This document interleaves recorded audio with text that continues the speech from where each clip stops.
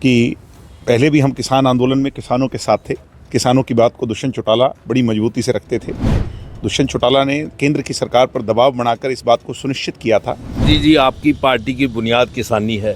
आपने कहा हमारा पूरा समर्थन है। ये समर्थन वहाँ जाकर भी देंगे आप? चोई भूपेंद्र हुड्डा ने जो गिरवी रखा है, जो गुलामी की है बीजेपी के सामने, बीजेपी को बेच दिया सब कुछ, उसको हरियाणा की जनता कभी माफ़ नहीं करेगी। हमें तो बीजेपी के साथ एक बार सजा दे करके लोगों ने कह दिया।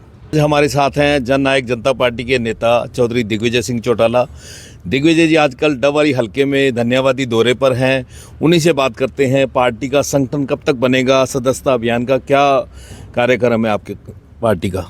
जनवरी के अंदर नया संगठन विस्तार होगा और डॉक्टर अजय सिंह चौटाला जी के आदेशानुसार जो लोग जिनने जिस प्रकार लंबे अरसे से पार्टी के लिए मेहनत की है, निष्ठावान हैं, अच्छे लोग हैं, उनको पार्टी में आगे पदोन्नत किया जाएगा, पदों पर लाया जाएगा। जिन लोगों ने पार्टी की मुखालफत चुनाव में की है उन पे कार्रवाई होगी और पार्टी का नए स्तर पर पूरे प्रदेश के अंदर बहुत गंभीरता से विस्तार होगा और उसके बाद मेंबरशिप अभियान जो है फरवरी के माह में चलाने का काम जो है पार्टी करेगी, जिसमें लाखों लोगों को पार्टी सदस्य के तौर पर मुख्य धारा से पार्टी की मेन स्ट्रीम से जोड़ने का काम करेगी।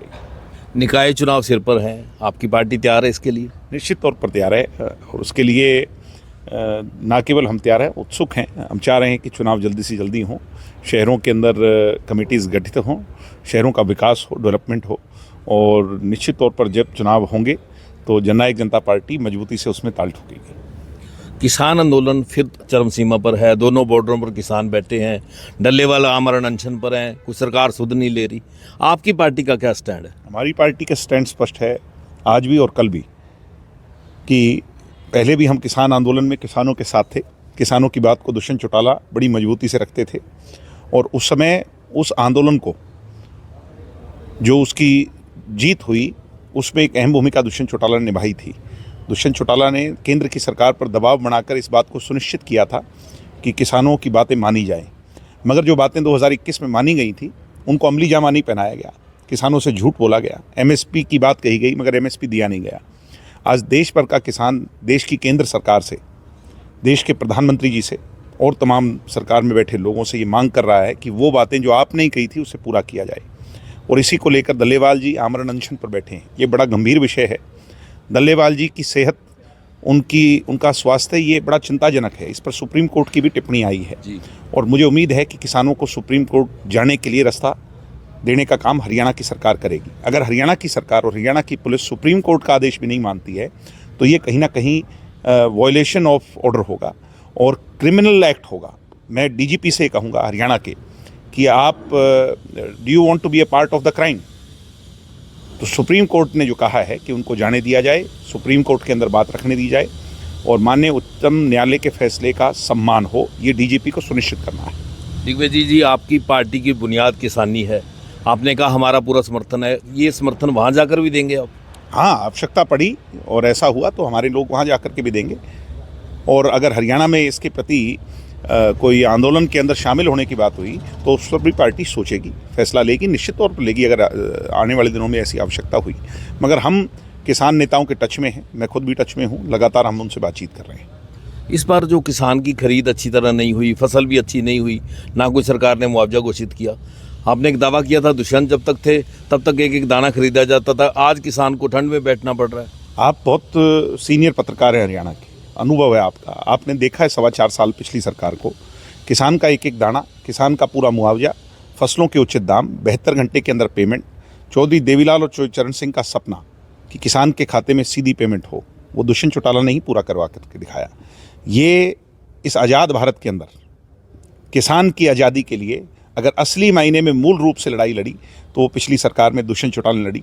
हमारा पड़ोसी राज्य पंजाब, वहाँ आम आदमी पार्टी की सरकार है। मैं पूछना चाहता हूँ क्या वहाँ पर किसान के खाते में सीधे पैसे जाते हैं? उनके पास इस बात का कोई जवाब नहीं है। दिल्ली में जाते हैं, दिल्ली के अंदर बाहरी क्षेत्र में किसान बसता है। क्या राजस्थान में ऐसा हो रहा है? क्या उत्तर प्रदेश में ऐसा हो रहा है? दुष्यंत चौटाला की प्रोग्रेसिव और फ्यूचरिस्टिक सोच है और मैं एक बात मानता हूँ, मेरी बात को आप याद रखिएगा, आज के इंटरव्यू में कही हुई, कि ठीक वैसा ही होगा जो 1983 में जो चौधरी देवीलाल के साथ हुआ। वो चुनाव हार गए और विकट विपरीत परिस्थितियां थी लोग ये कहते थे कि चोई देवीलाल के घर तो पक्षी भी नहीं जाते, लोग जाना तो बहुत दूर की बात है। और वही चोई देवीलाल 1987 में सही 5 साल 4 साल के बाद हरियाणा के 90 में से 85 सीटें जीत करके आए। वही चोई देवीलाल 1989 के अंदर देश के प्रधानमंत्री पद तक जो है गए। तो ये दुष्यंत चौटाला के प्रति वो उठने लग गई आवाज़ जी कि दुष्यंत निकलें घर से, बाहर आएँ, लोगों के बीच में आएँ। और मैं एक बात बड़ी मजबूती से कह रहा हूँ कि दुष्यंत चौटाला को पलकों पर बिठाकर हरियाणा के लोग जो है वो उस पद तक ले जाने का काम करेंगे। तो आपका क्या दावा माने भी 2029 की सरकार आप अपने दम पे बनाएंगे? निश्चित तौर पर बनाएंगे। मैं कह रहा हूँ कि 1983 में जो हुआ और 87 में जो हुआ, आज वही हालात हैं और कल वही हालात होंगे। अभी राज्यसभा का चुनाव हुआ, निर्विरोध हो गया, कांग्रेस ने अपना मतलब जो कैंडिडेट नहीं खड़ा किया, सरेंडर कर दिया, कुछ सीएलपी का लीडर भी नहीं बना पाए। एक कहावत है, मुझे एग्जैक्टली तो नहीं याद आ रही, वो तोते की गर्दन उसके हाथ में या वो कुछ कहते हैं। तो वो किसी ने ठीक कहा है कि जो इनका दामाद है गांधी फैमिली का जी वो उसके और इनकी फैमिली के जो किए हुए कारनामे हैं वो भूपेंद्र हुड्डा को सारी बातों का पता है। और भूपेंद्र हुड्डा अपने इशारों पर कांग्रेस को चलाते हैं और दूसरी तरफ कांग्रेस को गुलाम कर देते हैं, जनता की जन भावना को गिरवी रख देते हैं और बीजेपी जैसा कहती है वैसा करते हैं। आज ये बच्चे को पता चल गया, मुझे कहने की जरूरत नहीं। मैं डवाड़ी हल्के में गाँव में घूम रहा हूँ, मुझे लोग कहते हैं बेटा तेनू पता है कि आज साढ़े की बीतरी है, असी कांग्रेस ਨੂੰ ਵੋਟ ਪਾਇਆ ਸੀ, कांग्रेस को वोट डाला, मगर हमने इस भावना से डाला कि भाई भूपेंद्र हुड्डा को मुख्यमंत्री बनाए। तो असी तो जिता के इतने ज़्यादातर भेजी तो उत्थे हुड्डा अपने गृह क्षेत्र नहीं जीत पाया, पूरा सोनीपत साफ हो गया, आधा झज्जर साफ हो गया, हुड्डा का घर का शहर की सीट साफ हो गई। तो ये दूसरे की तरफ तो तब देखें, हुड्डा नेता तो तब कहलाए जब अपने घर में शेर हो। हुड्डा ने सब कुछ गिरवी रख दिया और मैं ये मानता हूँ कि बहुत गहरी साजिश है जन भावना के साथ। ये तो क्या कारण है? कुलदीप बिश्नोई छोड़ गए, किरण चौधरी छोड़ गई और बहुत से लोग छोड़ गए। और अब आप ये सोचिए कि इनका जो प्रदेश का अध्यक्ष है जो खुद चुनाव हार गया, वो प्रदेश का अध्यक्ष ये कह रहा है कि मैं अपना पद नहीं छोड़ूंगा जी। और चित्ते ये कहता है किसी भी पॉलिटिकल पार्टी का जब हार हो जाए तो उसके पद से उसको इस्तीफा दे लेना चाहिए। तो आपका क्या कहना है, नैतिकता के आधार पर इस्तीफा देना चाहिए? भाई ये इनकी पार्टी का मैटर है, मगर चर्चा ये जो सुनने में आ रही है कि वो कुर्सी को नहीं छोड़ना चाहते। बाप और बेटा, मैं और मेरा, क्षेत्रवाद, जातिवाद, इस भ्रमक सोच से इनको निकलना हो, कांग्रेस को भी निकलना होगा, अन्यथा कांग्रेस समाप्त हो जाएगी हरियाणा। देखिए जी, शमशेर गोगी, उसके बाद वीरेंद्र सिंह, इनकी अपनी पार्टी के लोग ही जो बोल रहे हैं, आप सुन रहे हैं। बुरा हाल है, मैं कह तो रहा हूँ बुरा हाल है, एक्सपोज हो गए। जन भावना को जब आप गिरवी रख देते हैं तो फिर आप ज़्यादा दिन, हमारे से लोग नाराज़ थे, हम बीजेपी के साथ थे, हमारे से लोग जैसे अपने घर में बच्चे से नाराज़गी होती है तो उसे दंड मिलता है, उसे सज़ा मिलती है, हमें सज़ा दे दी लोगों ने और उस सज़ा को हमने स्वीकार लिया, सहज स्वीकार लिया।